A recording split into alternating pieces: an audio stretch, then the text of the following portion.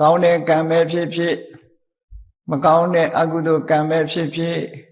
လူတွေဟာနေ့စဉ်မှာလုပ်နေကြတာကောင်းတာလည်းလုပ်တယ်မကောင်းတာလည်းလုပ်တယ်ကောင်းတဲ့အတွေ့တွေလည်းတွေးတယ်မကောင်းတဲ့အတွေ့တွေလည်းတွေးတယ်ရေပုံရခြုံငုံသုံးသပ်ကြည့်မယ်ဆိုရင်မကောင်းတာကတချို့ကများတယ်ပေါ့လူတိုင်းတော့မများပါဘူးကောင်းတာတွေများတယ်သို့တော့ကောင်းတဲ့လုပ်ရကလေးဟာနည်းနည်းပဲဖြစ်စေမကောင်းတဲ့လုပ်ရကလည်းမိနစ်ပိုင်းလောက်ဖြစ်စေစက္ကန့်ပိုင်းလောက်ဖြစ်စေနာဟိကမ္မံဝိနတတိကိုယ်တဏ္ဍမှာဖြစ်သွားပြီဆိုတဲ့ကပျောက်သွားတာမဟုတ်တော့ဘူးတဲ့ဒီလိုဆိုလိုတယ်နော်ဖြစ်သွားလိုက်တဲ့အခိုက်အလေးဟာ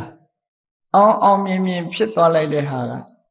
မေ့သွားပြီမဲ့တဘာဝတရားအလျောက်အိဋ္ဌသဘောတရားအရာဖြစ်ပြီးပြတ်သွားတာမှန်တော့လဲသူ့ရဲ့တတ္တိလေးသို့မဟုတ်မျိုးစိတ်ကလေးကကြာကြံ့ရသွားအဲဒီမျိုးစိတ်လေးကမြေနဲ့ရေနဲ့တွေ့ရင်ပေါက်တယ်လို့ပဲ